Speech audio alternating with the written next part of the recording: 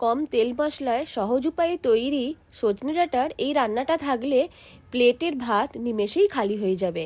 আপনারাও অবশ্যই তৈরি করে দেখবেন। প্রথমেই হাফ কাপ পরিমাণ মটর ডালকে ভালো করে ধুয়ে নিয়ে জল দিয়ে ভিজিয়ে প্রায় 2 ঘন্টা রেখেছিলাম। ডাল ভালো করে ভিজে গেছে। এইবার একটা জারের মধ্যে নিয়ে পেস্ট তৈরি করে নিয়েছি। পেস্ট একেবারে মিহি না করলেও হবে, একটু ডাল গোটা গোটা থাকলেও খেতে খুব ভালো লাগবে। ডালের পেস্টের মধ্যে দিয়ে দিলাম পরিমাণ মতো নুন, দিয়ে দেব অল্প একটু স্বাদ মতো লঙ্কা গুঁড়ো। নুন আর লঙ্কা গুঁড়ো দেওয়া হয়ে গেলে দিয়ে দেব অল্প একটু হলুদ গুঁড়ো। ডালের সাথে সব কিছুকে ভালো করে মিশিয়ে নেব। আর তার আগে দিয়ে দেব 1 চিমটে হিং। হিং দেওয়ার ফলে এই রান্নাটার টেস্ট খুব ভালো হয়। আপনারাও অবশ্যই তৈরি করে দেখবেন। ডালের সাথে সব ভালো করে মশলাকে মিশিয়ে নিচ্ছি। ভালো করে মশলা মিশিয়ে নেওয়ার পর এইভাবে অল্প অল্প করে ডাল নিয়ে তেলের মধ্যে দিয়ে ডালের বড়াগুলোকে ভেজে নেব।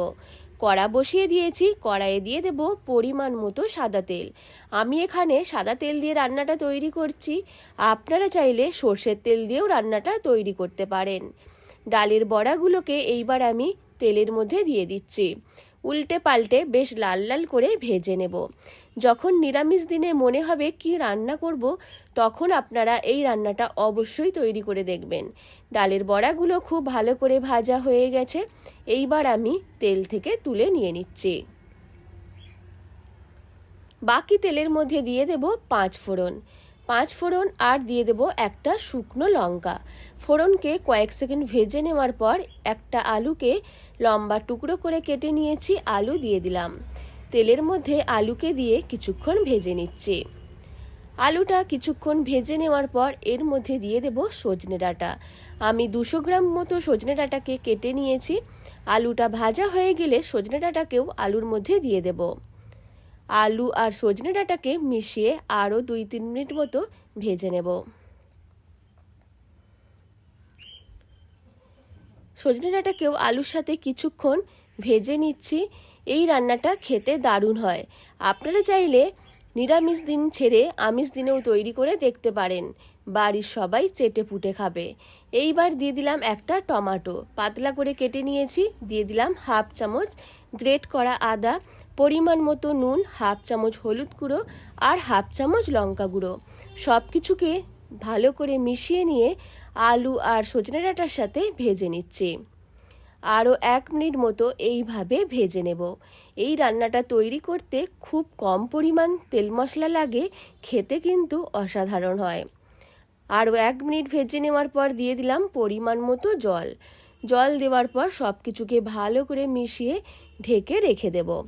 আপনারা গ্রেভিটা যেই রকম রাখবেন সেই রকম পরিমাণ মতো জল দেবেন। আমি এখানে 1 গ্লাস মতো জল দিয়েছি। প্রায় 10-15 মিনিট মতো ঢেকে রেখেছিলাম। ঢাকনাটা খুলে দিয়েছি। আলু আর সজনে ডাঁটা খুব ভালোভাবে সেদ্ধ হয়ে গেছে। এইবার আমি এর মধ্যে দিয়ে দেব আগে থেকে ভেজে রাখা ডালের বড়া।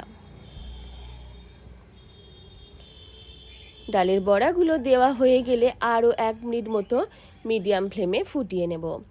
তাহলেই তৈরি হয়ে যাবে সজনে ডাঁটার একটা অসাধারণ রান্না। আর এই রান্নাটা খেতেও যেমন দারুণ হয় আর দেখতেও দারুণ হয়। ডালের বড়াগুলো দিয়ে নাড়াচাড়া করে নিলাম আর প্রায় 1 মিনিট মতো ফুটিয়ে নিলাম।